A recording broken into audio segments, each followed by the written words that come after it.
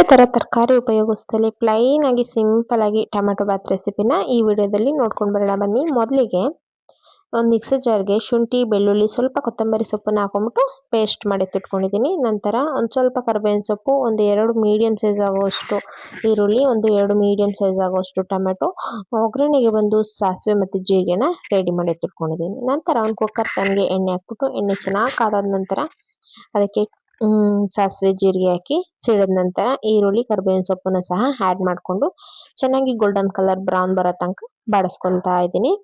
ಚೆನ್ನಾಗಿ ಬಾಡಾದ ನಂತರ ಅದಕ್ಕೆ ಕಟ್ ಮಾಡಿರುವಂತಹ ಟೊಮೆಟೊನ ನಾವು ಇವಾಗ ಆ್ಯಡ್ ಮಾಡ್ಕೊಳ್ತಾ ಬರೋಣ. ಅದನ್ನು ಸಹ ಈರುಳ್ಳಿ ಒಟ್ಟಿಗೆ ಮಿಕ್ಸ್ ಮಾಡಿಕೊಂಡು ಚೆನ್ನಾಗಿ ಫ್ರೈ ಮಾಡ್ಕೊಳ್ತಾ ಬನ್ನಿ. ಒಂದು 5 ಮಿನಿಟ್ಸ್ ಆದರೆ ಟೊಮೆಟೊ ತಂತಾನೆ ಸಾಫ್ಟ್ ಆಗಲಿಕ್ಕೆ ಶುರು ಆಗುತ್ತೆ. ಟೊಮೆಟೊ ಬೇಗ ಬೇಯಬೇಕು ಅಂದರೆ ಅದಕ್ಕೆ ಸ್ವಲ್ಪ ಉಪ್ಪನ್ನ ಆ್ಯಡ್ ಮಾಡ್ಕೋಬೇಕು. ಉಪ್ಪನ್ನು ಸಹ ಆ್ಯಡ್ ಮಾಡಿಕೊಂಡು ಚೆನ್ನಾಗಿ ಮಿಕ್ಸ್ ಮಾಡ್ಕೊಳ್ತಾ ಇದ್ದೀನಿ.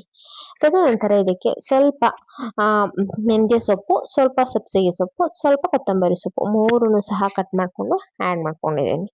ಅದನ್ನು ಚೆನ್ನಾಗಿ ಇವಾಗ ಸೊಪ್ಪನ್ನು ಟೊಮೆಟೊ ಒಟ್ಟಿಗೆ ಬಾಡಿಸ್ಕೊಳ್ತಾ ಇದ್ದೀನಿ. ಅದೆಲ್ಲ ಬಾಡಾದ ನಂತರ ಅದಕ್ಕೆ ಶುಂಠಿ, ಬೆಳ್ಳುಳ್ಳಿ ಮತ್ತು ಹಸಿರು ಮೆಣಸಿನ್ಕಾಯಿ ಹಾಕಿ ರುಬ್ಬಿರುವಂತಹ ಖಾರನ ನಾವು ಇದಕ್ಕೆ ಆ್ಯಡ್ ಮಾಡ್ಕೊಳ್ತಾ ಇದ್ದೀವಿ.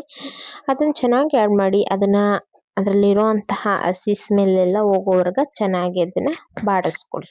ತದನಂತರ ಅದಕ್ಕೆ ಸ್ವಲ್ಪ ಮಿಕ್ಸರ್ ಜಾರ್ ತೊಳೆದಿರೋಂತಹ ನೀರನ್ನು ಸಹ ಆ್ಯಡ್ ಮಾಡಿಕೊಂಡು ಮಸಾಲೆನೇ ಬೇಯಲಿಕ್ಕೆ ಬಿಟ್ಬಿಡಿ.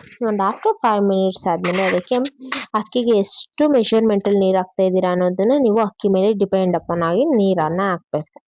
1 ಗ್ಲಾಸ್ ಅಕ್ಕಿಗೆ 2 ಗ್ಲಾಸಷ್ಟು ನೀರು, ಅದೇ ಥರ ನಾನು 4 ಗ್ಲಾಸಷ್ಟು ನೀರನ್ನು ಆ್ಯಡ್ ಮಾಡ್ಕೊಂಡಿದ್ದೀನಿ.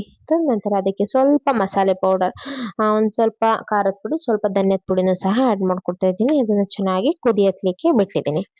ನಂತರ ಇಲ್ಲಿ ಅದಕ್ಕೆ ಮೆಷರ್ ಮಾಡಿರೋಂತಹ ಅಕ್ಕಿನ ನಾನಿಲ್ಲಿ ತೊಳ್ಕೊಂಡ್ಬಿಟ್ಟು ಕುದೀತಿರುವಂತಹ ಮಸಾಲೆಗೆ ನಾನು ಆ್ಯಡ್ ಮಾಡ್ಕೊತಾ ಇದ್ದೀನಿ. ಅಕ್ಕಿನೆಲ್ಲ ಹಾಕ್ಬಿಟ್ಟು ಒಂದು 5 to 10 ಮಿನಿಟ್ಸ್ ಓಪನ್ ಲಿಡ್ಡಲ್ಲಿ ಚೆನ್ನಾಗಿ ಬೇಯಿಸ್ಕೊಂಡ್ರೆ ತದನಂತರ ಅದನ್ನು ಕ್ಲೋಸ್ ಮಾಡಿಬಿಟ್ಟು ಅದನ್ನು ಸಹ ಬೇಯಿಸ್ಕೊಂಡ್ರೆ ತುಂಬ ಚೆನ್ನಾಗಿ ಇರುವಂತಹ, ತುಂಬ ಟೇಸ್ಟಿಯಾಗಿ ಬರುವಂತಹ ಟೊಮೆಟೊ ಬಾತ್ ರೆಸಿಪಿ ರೆಡಿ ಆಗುತ್ತೆ. ನೀವು ಒಂದ್ಸತಿ ಈ ಮೆಥಡಲ್ಲಿ ಟ್ರೈ ಮಾಡಿ. ಇದೇ ಥರ ಹೆಚ್ಚೆಚ್ಚು ಸುಲಭವಾಗಿ ಬೇಕಾದಂತಹ ವಿಡಿಯೋಗಳಿಗೆ ನನ್ನ ಚಾನಲ್ ವರ್ಷಾಸ್ ಕುಕಿಂಗ್ ಚಾನಲ್ನ ಸಬ್ಸ್ಕ್ರೈಬ್ ಮಾಡ್ಕೊಳ್ಳೋದ ಮರಿಬೇಡಿ. ಆ್ಯಂಡ್ ಪ್ರೀವಿಯಸ್ ವಿಡಿಯೋಗಳನ್ನ ಒಂದ್ಸತಿ ಹೋಗಿ ಚೆಕ್ ಮಾಡಿ. Thank you for watching. ಯಾರೆಲ್ಲ ಇಲ್ಲಿವರೆಗೂ ವಿಡಿಯೋ ನೋಡಿದ್ದೀರಾ ಅವರಿಗೆಲ್ಲ ಥ್ಯಾಂಕ್ ಯು ಸೋ ಮಚ್. ನಿಮಗೆ ಈ ರೆಸಿಪಿ ಏನು ಅನ್ನಿಸ್ತು ಅಂತ ನನಗೆ ಕಮೆಂಟ್ ಸೆಕ್ಷನಲ್ಲಿ ಕಮೆಂಟ್ ಮಾಡಿ. Thank you so much guys.